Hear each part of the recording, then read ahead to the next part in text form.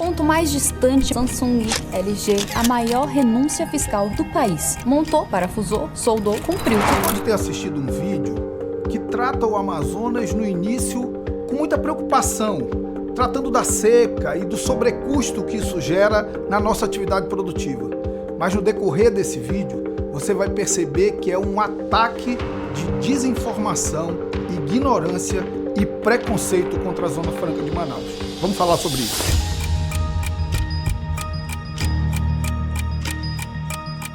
É aqui que ele vira televisor, motocicleta, ar-condicionado. Quase tudo que você tem em casa com um plug ou com um guidão passou por esse trajeto. Olha, isso é uma verdade. E uma verdade que nos orgulha muito como amazonenses. Quase tudo que você tem em casa com plug ou com guidão foi produzido aqui, na Zona Franca de Manaus. Inclusive, provavelmente o celular que você está assistindo esse vídeo também foi produzido aqui. Mas sobre o celular, ela não dá uma palavra. Sabe por quê? Porque celular tem incentivo aqui e também em São Paulo.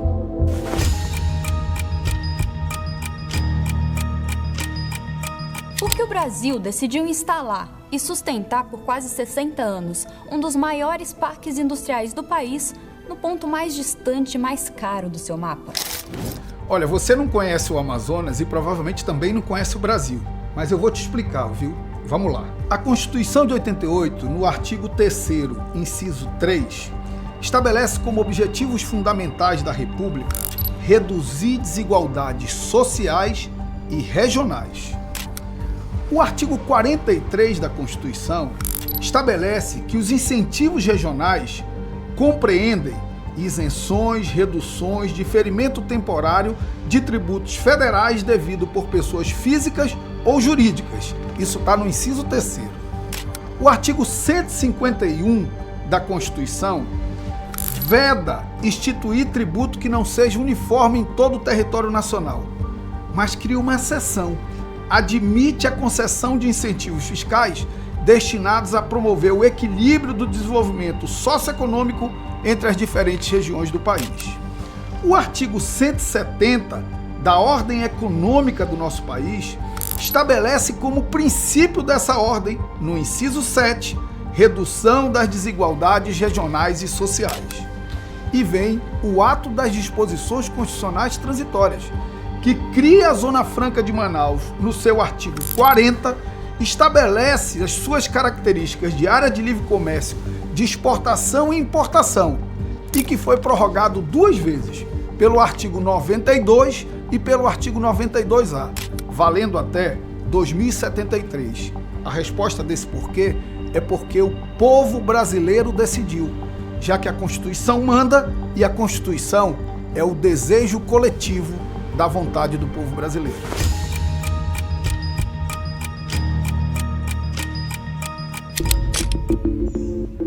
Imagina um pedaço cercado do país, onde as regras de imposto são diferentes do lado de fora.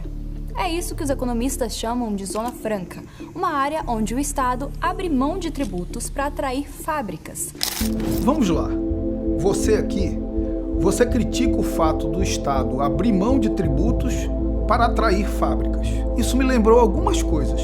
Veja essa notícia. Montadoras podem receber até 19,3 bilhões para novos carros. Isso é o Estado abrindo mão de tributos para atrair fábricas em São Paulo, porque aqui na Zona Franca não pode ter indústria de veículo. Vamos para outra notícia? Decreto regulamenta Mover e prevê 3,8 bi de incentivo para a indústria automobilística em 2025. Sabe o que é isso? O Estado abrindo mão de tributos para atrair fábrica. Mas vamos para um outro exemplo. Agro tem 6 vezes mais incentivo fiscal do que a Zona Franca de Manaus. Painel da Fazenda mostra que agronegócio concentra 158 bilhões de reais em benefícios tributários, enquanto a Zona Franca responde a 26,5 bilhões para manter a Amazônia preservada. Isso também é o Estado abrindo mão de tributos para atrair atividade econômica. Se você critica isso, você não pode criticar só a Zona Franca de Manaus. Você tem que criticar todos os incentivos fiscais espalhados em todo o território nacional.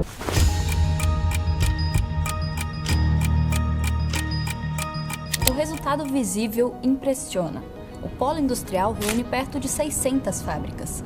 Samsung, LG, Honda, Yamaha, Coca-Cola, Harley Davidson, tem de tudo aqui. Televisor, motocicleta, celular, ar-condicionado.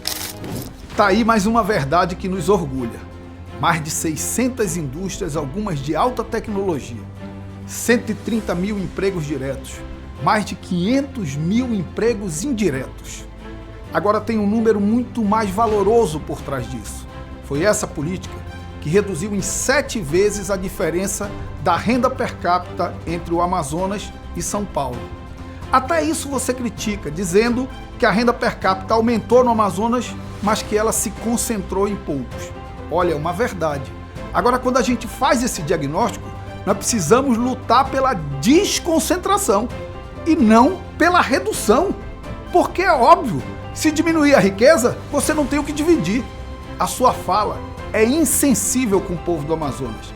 E quem é insensível com o povo do Amazonas, é insensível com o Brasil.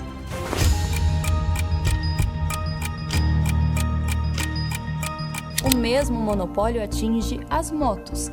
Você quer falar de ar-condicionado e de motocicletas? Vamos falar.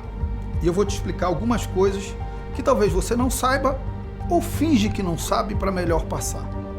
Vamos primeiro falar do ar-condicionado, que você diz que é ineficiente e que não recolhe tributos para o Brasil. Primeiro eu quero te dizer que antes do PPB, que trouxe as fábricas de ar-condicionados para a Zona Franca de Manaus, 40% dos ar-condicionados comprados no Brasil eram importados, sem gerar nenhum emprego e sem recolher IPI. Com as fábricas aqui, inclusive a maior importadora do Brasil deixou de ser importadora e montou uma fábrica na Zona Franca de Manaus. Agora você fala que os nossos ar-condicionados são ineficientes. Eu vou te explicar o porquê e tu vai se assustar. O ar-condicionado brasileiro é ineficiente porque o PPB exige que o compressor seja nacional. E no Brasil, só uma indústria fabrica o compressor, a Tecum-Sé do Brasil. E ela fabrica um compressor que tem dimensões maiores do que os compressores vendidos no mundo, que trepida mais do que os compressores vendidos no mundo e que tem menor potencial de eficiência energética. O problema do nosso ar-condicionado é o compressor. Agora, tu sabe onde esse compressor é produzido? Não é na Zona Franca de Manaus, é em São Carlos, em São Paulo. Mas tem um problema mais grave, porque a fábrica também não dá conta de produzir o número de compressores que a indústria da Zona Franca de Manaus precisa. Por isso, nós tivemos inclusive que mudar o processo produtivo básico. Se São Paulo ajudar, o nosso ar-condicionado vai ser bem mais eficiente. Agora você fala que motocicleta é montagem e que tem um monopólio. Olha esse dado. A fábrica da Honda na Zona Franca de Manaus é a fábrica mais verticalizada do mundo de motocicletas. Faz inclusive reciclagem de alumínio dos motores. Parece que você ouviu uma história, não conhece a Zona Franca e acabou movida pelo preconceito de quem encomendou esse vídeo.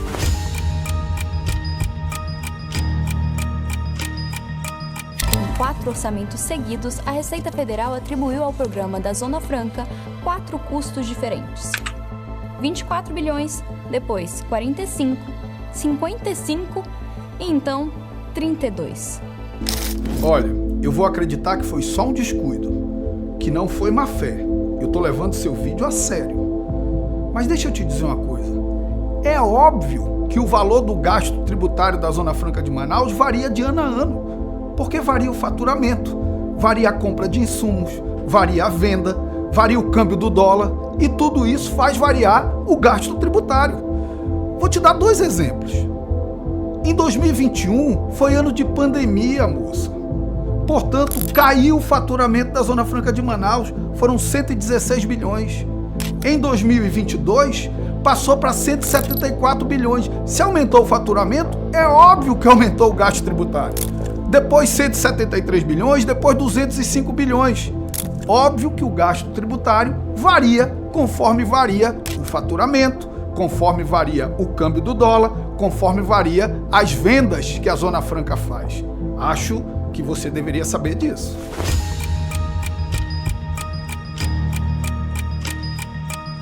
Quando a gente isola só a indústria, as fábricas do polo, coração do modelo, o número mais sólido fica perto de 8 bilhões de reais por ano só de impostos federais que deixam de ser cobrados. Só que juntas, elas formam a maior renúncia fiscal regional do país.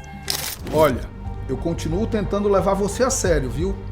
Mas eu acho que já está começando com malandragem. E com malandragem não dá para conversar. Veja o que você diz nesse corte. Você recorta o gasto tributário apenas do setor indústria. Mas não é só a indústria que tem gasto tributário. Gasto tributário é todo o tributo que a União renuncia. Sabe quem é o campeão nacional de gasto tributário?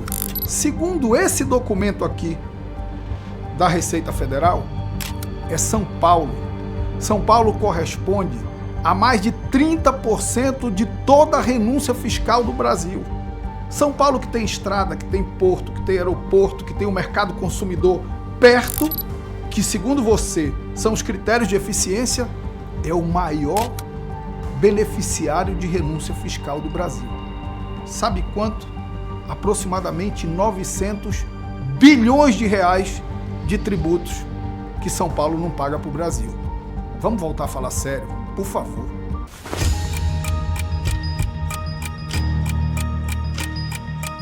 Montou, parafusou, soldou, cumpriu. A atividade principal da Zona Franca de Manaus é a montagem. Agora você já está sendo desrespeitosa com empreendedores e trabalhadores que dedicam a sua vida à produção da Zona Franca de Manaus. Eu já te mostrei lá atrás que só a fábrica da Honda, que produz motocicleta aqui, é a mais verticalizada do mundo. Isso significa que é a que mais tem etapas do seu processo produtivo no mesmo local no mundo inteiro. E quem faz isso não monta, quem faz isso produz. As regras de produção de um celular ou de um notebook, por exemplo, daqui da Zona Franca de Manaus, são as mesmas de São Paulo, as mesmas do Paraná, porque nós temos lei de informática de dentro e de fora da Zona Franca. Acho até que por isso você fala de tudo, menos de bens de informática.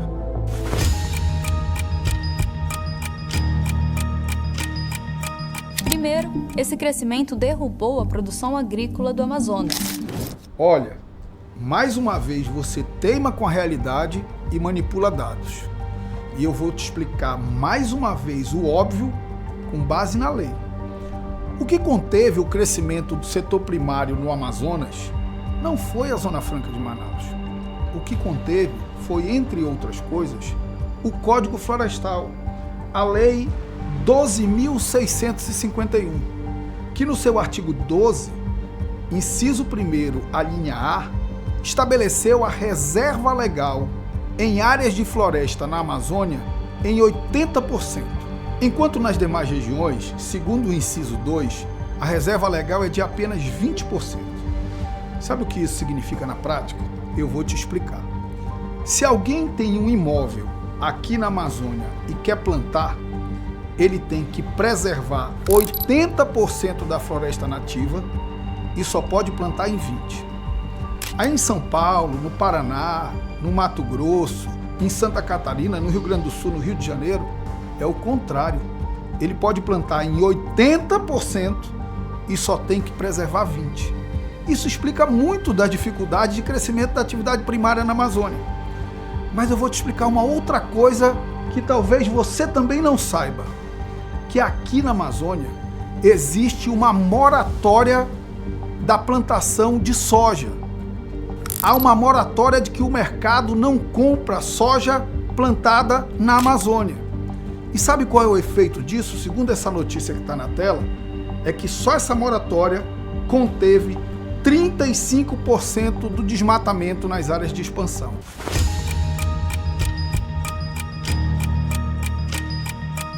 A redução valeu para o Brasil inteiro, menos para os produtos que tenham algo similar fabricado na Zona Franca. Veja só, essa polêmica não vai ser resolvida nem por mim, que defendo a Zona Franca, e nem por você que é contra. Essa polêmica foi resolvida por quem dá a última palavra sobre interpretação da Constituição, que é o Supremo Tribunal Federal. E o Supremo Tribunal Federal já decidiu reiteradas vezes que o que é garantia constitucional da Zona Franca não é a alíquota do tributo. O que é garantia constitucional da Zona Franca são as vantagens comparativas. Portanto, se você zera o IPI fora da Zona Franca e mantém o IPI zero dentro da Zona Franca, você quebra a vantagem comparativa.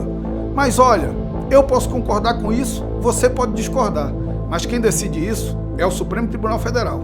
E ele já decidiu e nunca teve dúvidas sobre isso.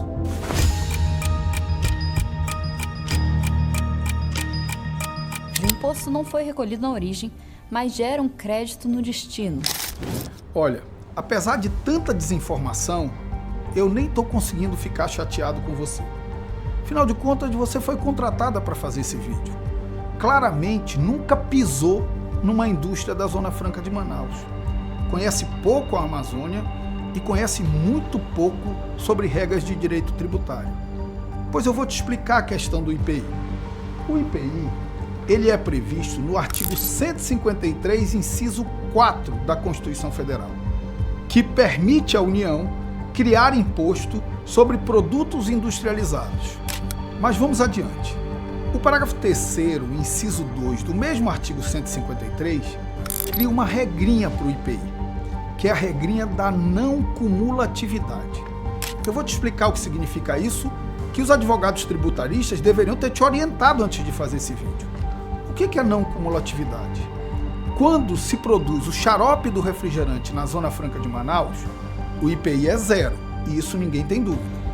Mas alguém em algum outro ponto do Brasil compra o xarope, engarrafa, coloca o gás e vende como Coca-Cola. Quando ele vende como Coca-Cola, paga o IPI de novo, sobre o valor total do produto pronto. E ele tem que compensar o IPI, porque o IPI não pode ser cumulativo. Só que se ele é zero aqui, ele tem que ter o crédito lá, porque se não der o crédito lá, ele deixa de ser zero aqui, porque vai incidir, inclusive, no preço desse componente que é o xarope. Essa regra vale para qualquer componente produzido na Zona Franca de Manaus. Você deveria saber disso.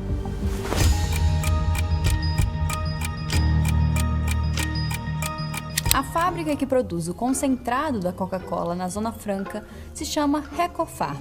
Veja, essa parte você já está ficando engraçada. Olha o que você diz.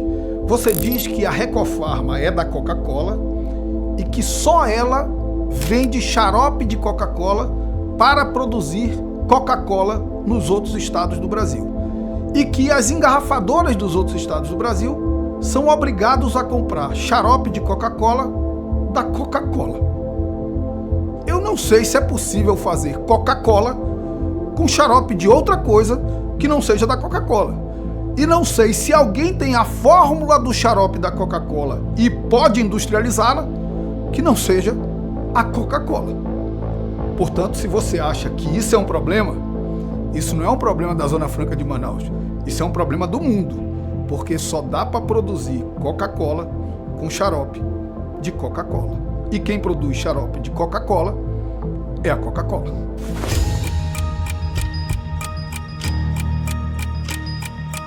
Quando o crédito encolheu, a PepsiCo fechou a sua fábrica de concentrados em Manaus. 3 anos depois, a Heineken fez o mesmo. As duas transferiram a produção para o mesmo destino. Adivinha onde? Itu, no interior de São Paulo. Se fabricar xarope na Amazônia fizesse qualquer sentido logístico ou industrial, qualquer sentido que não fosse puramente tributário, por que a fábrica iria embora justo no momento em que o imposto deixou de ser interessante? Opa, agora no final, a mentira já está ficando descarada. A Pepsi não foi para Itu, a Pepsi foi para o Uruguai. Sabe quanto que ela recolhe de IPI no Brasil hoje? 0. Porque ela não saiu da Zona Franca para ir para São Paulo, ou para o Paraná, ou para o Rio Grande do Sul. Ela saiu e foi para o Uruguai. E agora o xarope de Pepsi é importado do Uruguai ao invés de produzido no Brasil. Sabe o que acontece? ela não gera mais nenhum emprego aqui, ela não recolhe mais ISS dos seus serviços terceirizados, ela não contrata mais vigilante, ela não contrata mais serviço de advocacia, de contabilidade, ela simplesmente foi embora. Agora você quer um dado principal para desmoralizar o teu discurso? Sabe qual é? É verdade, a Pepsi foi para o Uruguai, a Heineken, que tinha uma produção bem pequenininha de refrigerante, foi para Itu. Sabe quem ficou? A Coca-Cola, a maior produtora de refrigerante do mundo, foi a que ficou na Zona Franca de Manaus. Se fosse só o crédito, eu acho que a Coca-Cola tinha sido a primeira a ir embora, né? Sabe o que fica claro toda vez que aparece essa conversinha contra a Zona Franca? É que muita gente contamina esse debate com seus preconceitos, a sua arrogância, a sua ignorância e muita desinformação. Ouvindo essa história toda desde o início, eu tiro algumas certezas. A primeira é de que tem gente que acha que o Brasil tem que ser uma ilha de prosperidade no Sudeste, cercada por um mar de miséria e desigualdade no resto do Brasil. O Brasil é um país de dimensões continentais e precisa, até por comando constitucional, combater as desigualdades regionais. Agora tem uma outra coisa que fica muito claro no interesse de quem contrata esse tipo de vídeo. Sabe o que é? O que eles querem não são as indústrias daqui. O que eles querem são os incentivos daqui. Ou fechar as indústrias daqui para virarem importadores, sem produzir emprego e sem distribuir renda no nosso país. Nós vamos seguir lutando, defendendo a Zona Franca e mostrando que aqui tem gente produzindo com alta tecnologia, com muito trabalho e com geração de renda que melhora a vida da nossa gente.